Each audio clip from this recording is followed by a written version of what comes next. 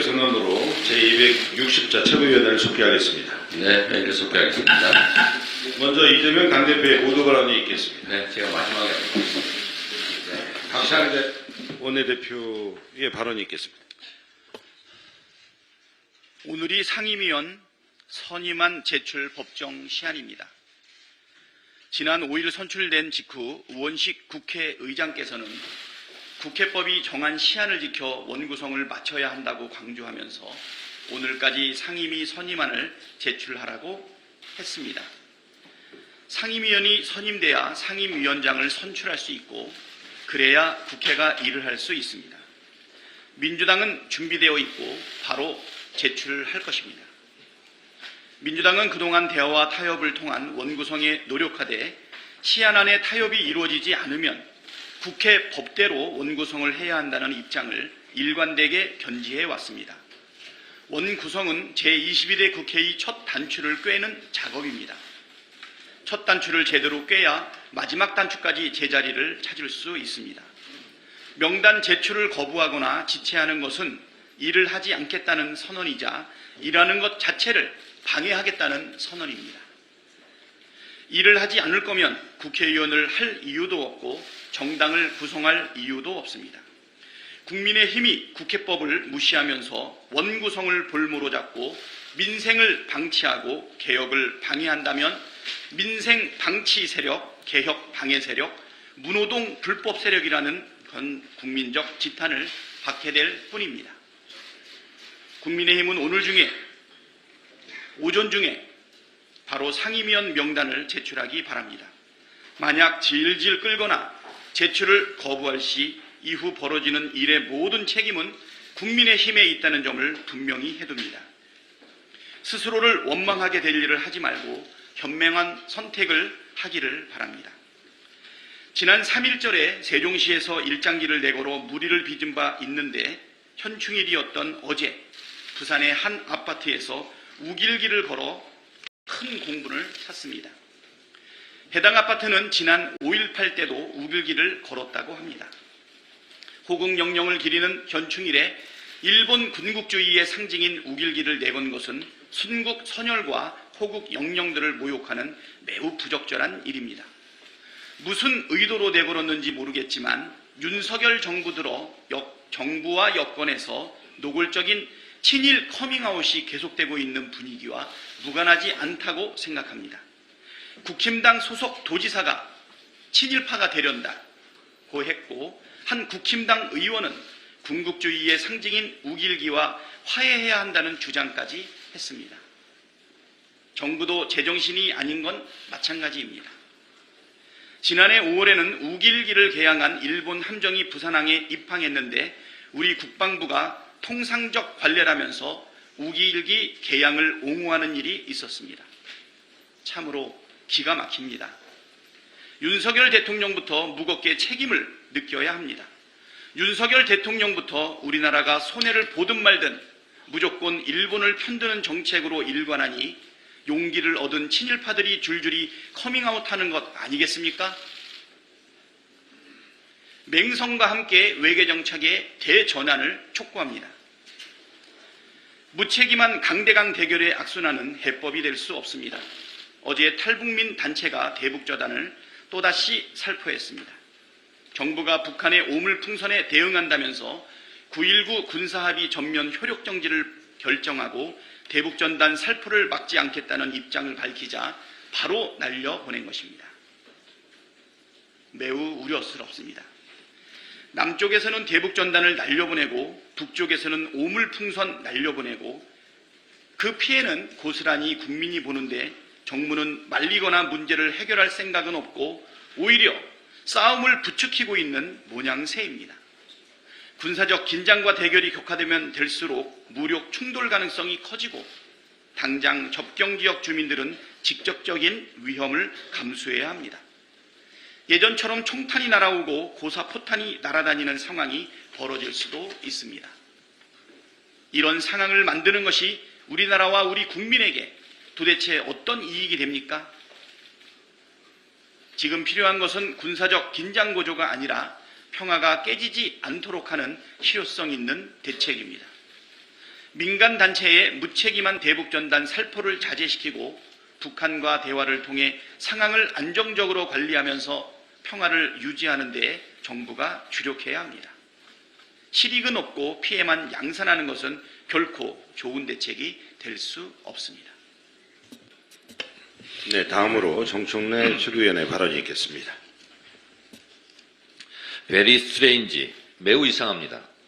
세계 수준의 호주 최대 석유 개발회사 우드사이드가 한국 영일만 일대 심해 탐사 사업이 더 이상 가망성이 없다고 작년 1월 철수했다고 합니다.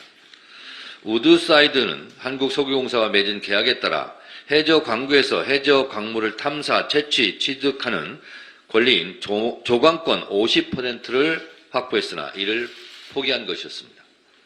기업의 목표는 이윤 추구입니다. 만약 영일만 일대에서 석유가 콸콸 쏟아져 나온다면 천문학적인 이익을 볼 것인데 우드사이드는 이를 포기한 것입니다.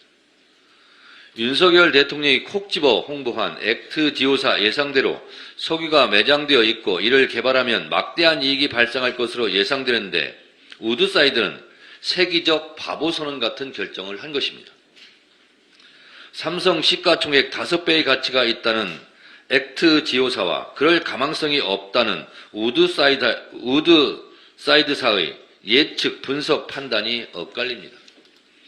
어느 회사 판단이 맞을까요? 두 회사의 본사 전경 모습입니다. 이것이 우드사이드이고 이것이 액트 지오사 본사 사옥 건물입니다. 여러분들은 어떤 생각이 드십니까?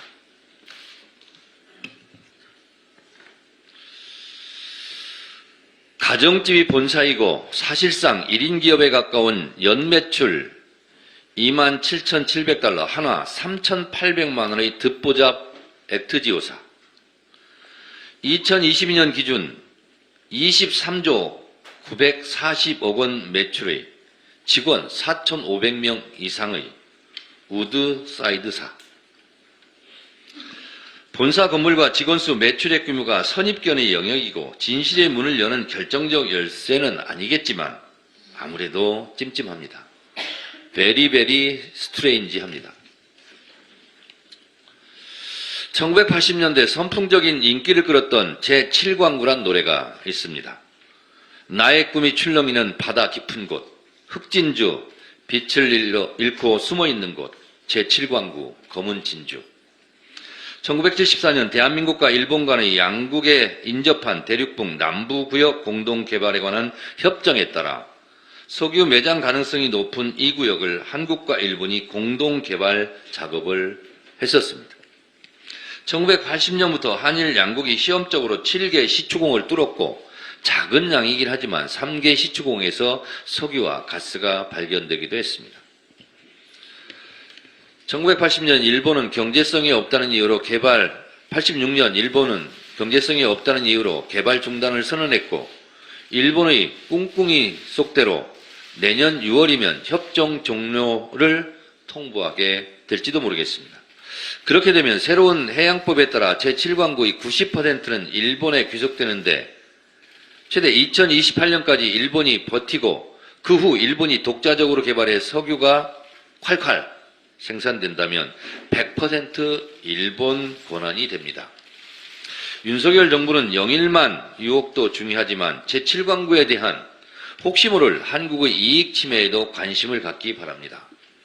일본의 국익이 아닌 한국의 국익에도 제발 관심을 갖기 바랍니다. 영일만 석유 파동에 천공의 그림자가 짙게 드리워져 있고 지지율만의 국면 전환용으로 석유 희망 고문이 되지 않기를 바랍니다. 저도 영일만에서 석유가 쏟아져 나왔으면 좋겠습니다.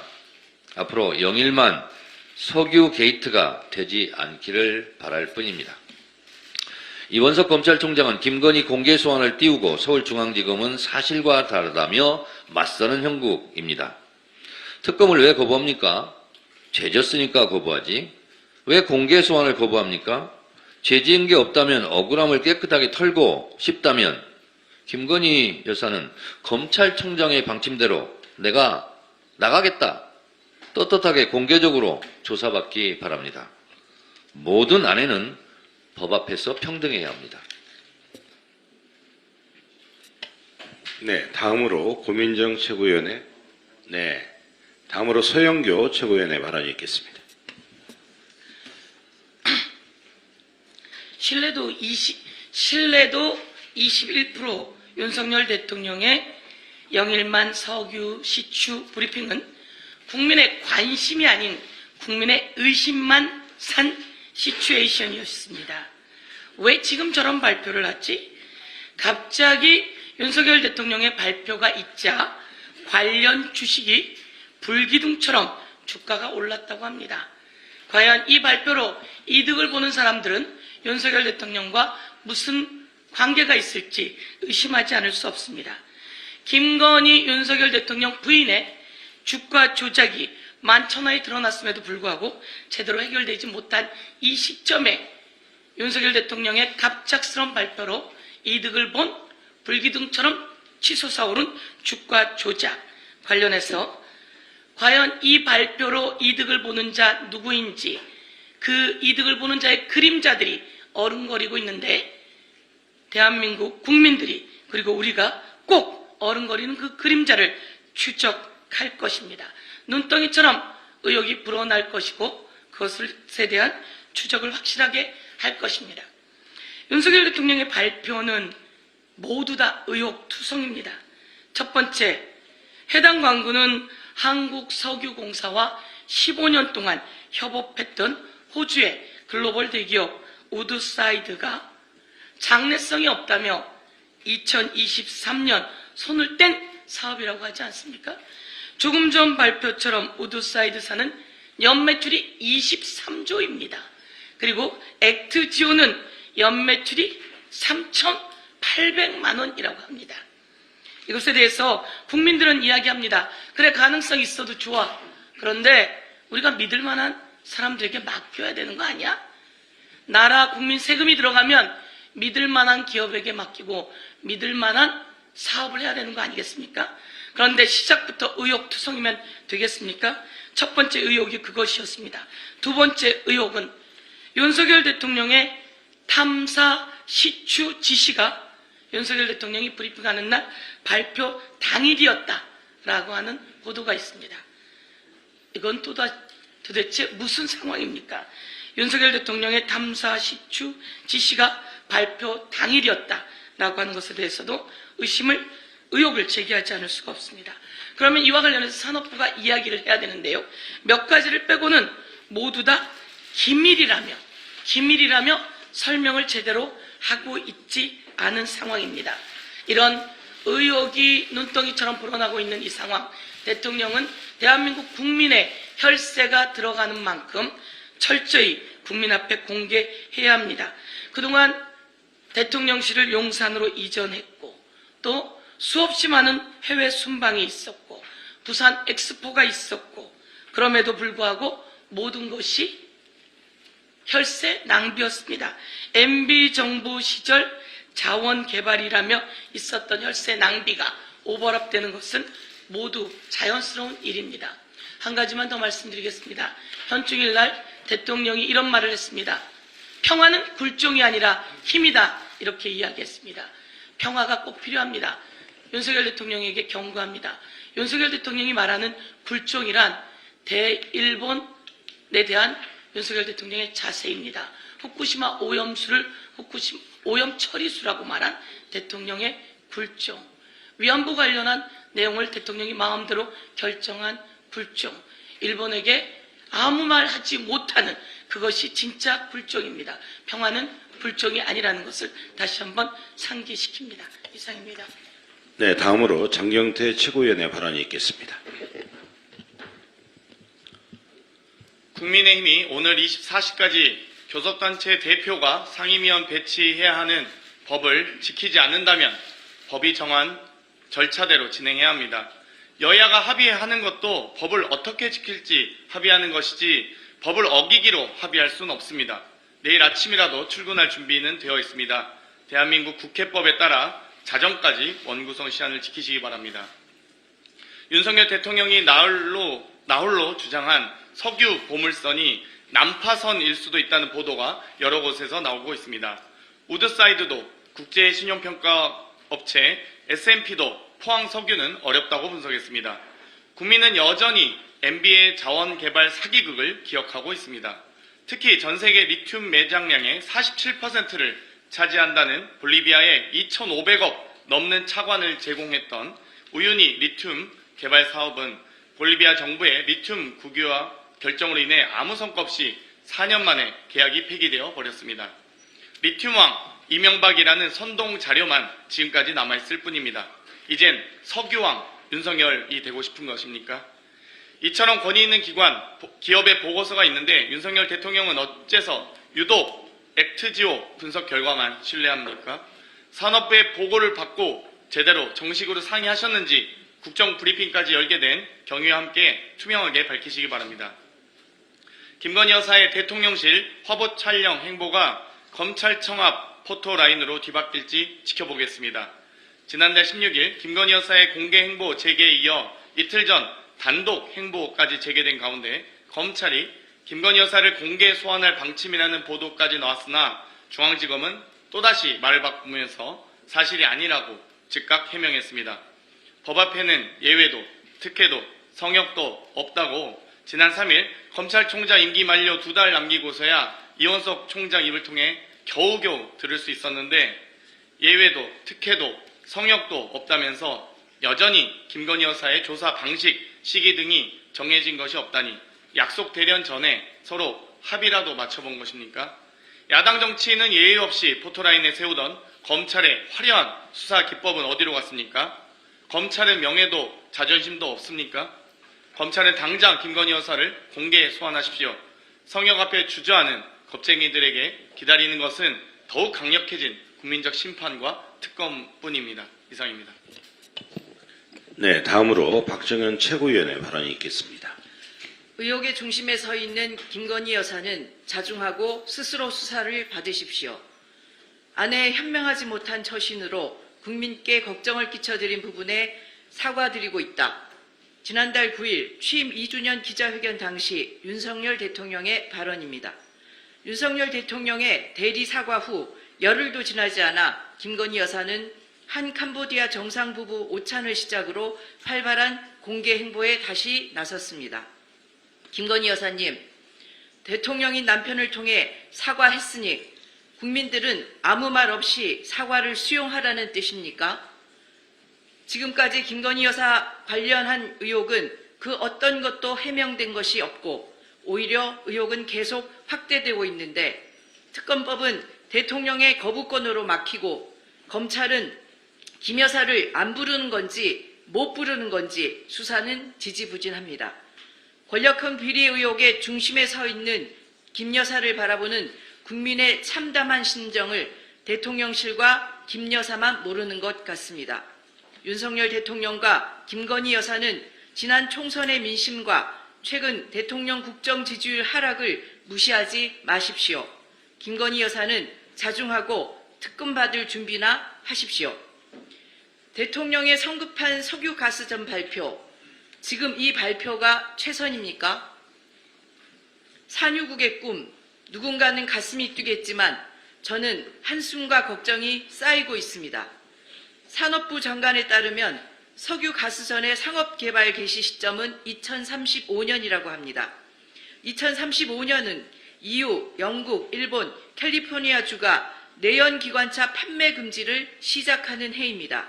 심지어 중국도 2035년부터 신규 내연기관차 생산을 중지할 예정입니다.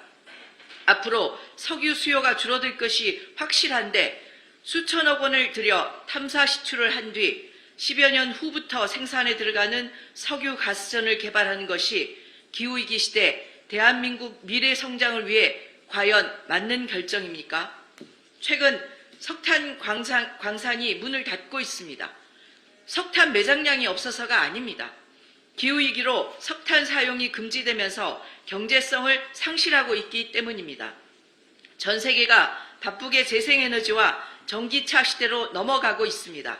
수천억, 수조 원을 들여 석유 가스전을 개발할 것이 아니라 지금은 풍력, 태양광 등 재생에너지 사업에 투자해야 합니다.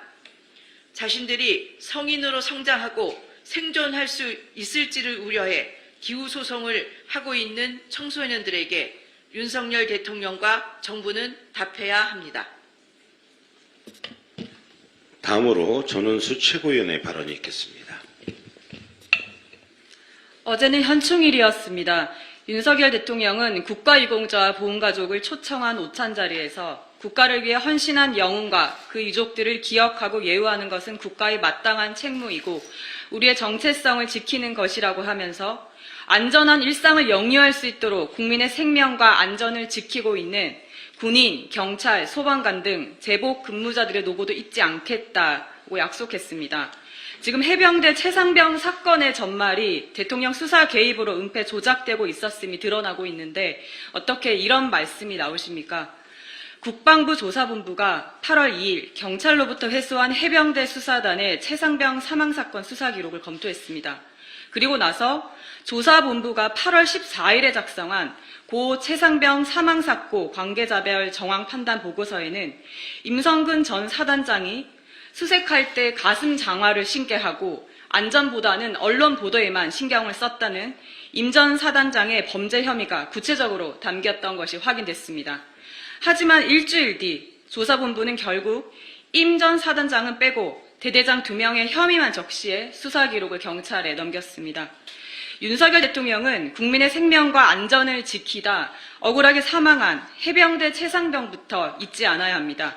이것이 해병대원 특검이 반드시 관철되어야 하는 이유입니다. 지방이 살아야 대한민국이 삽니다. 22대 국회에서 우리 당 부울경 의원님들 중심으로 부울경 메가시티 특별법이 발의되었습니다. 단일 시도 단위 정책과 지원만으로는 수도권 1급 체제를 타개할 수 없기에 메가시티는 반드시 필요합니다. 그런데 이 메가시티라는 것이 지자체장들의 강력한 의지가 중요합니다.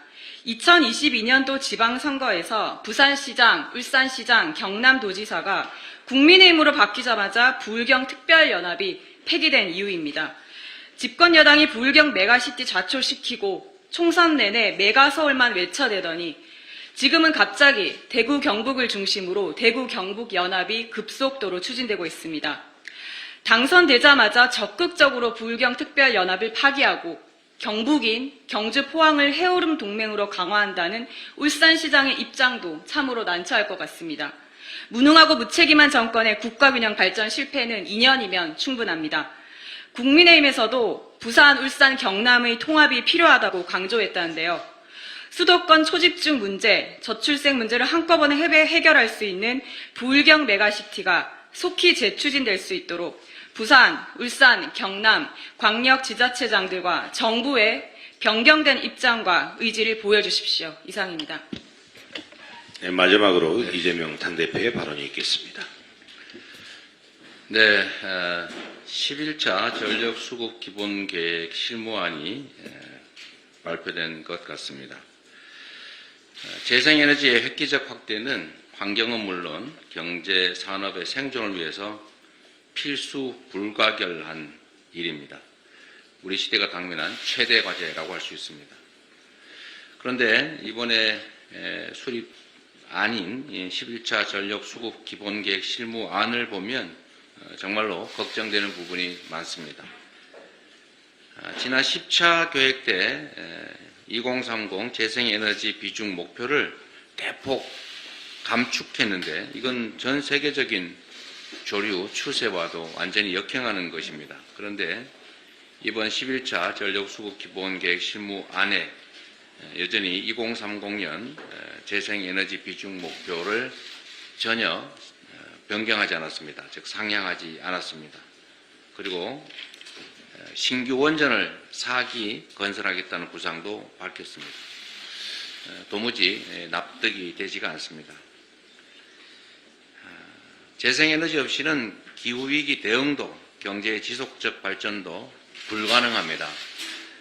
특히 높아지는 아리백의 파고에 도저히 맞설 수가 없습니다. 재생에너지를 찾아서 국내 수출 기업들이 수출 생산 기지를 해외로 옮기는 그런 일이 이미 벌어지고 있습니다. 나중에 수출 기업들의 생산기지 해외 이전으로 국내 일자리가 다 사라지고 더 이상 어떻게 해볼 여지가 없는 그런 때 가서 대책을 세워봐야 이미 늦습니다. 정부는 재생에너지를 대대적으로 확대하는 방향으로 제11차 정인력 수급 기본계획을 전면 재검토해야 합니다. 그리고 이번에 다시 한번 말씀드립니다. 기후위기 대응과 실효적인 에너지 정책 설계를 위해서 기후에너지부 신설을 다시 한번 촉구합니다. 국회 원구성과 관련해서 갑론을박이 많은 것 같습니다. 중요한 것은 국민의 뜻이고 그리고 기준으로는 헌법과 국회법입니다. 노는 국회가 아니라 일하는 국회가 되어야 됩니다. 또 국정을 책임진 주체는 정부와 여당입니다. 타협을 시도하고 조정을 해보되 타협이 되지 않으면 합의가 되지 않으면 합의가 될 때까지 무한하게 미룰 것이 아니라 헌법과 국회법 그리고 국민의 뜻에 따라서 다수결 원리로 원구성을 하는 것이 타당할 것입니다. 법대로 신속하게 일하는 국회를 만들어가면 좋겠습니다. 이상으로 회의를 마치겠습니다.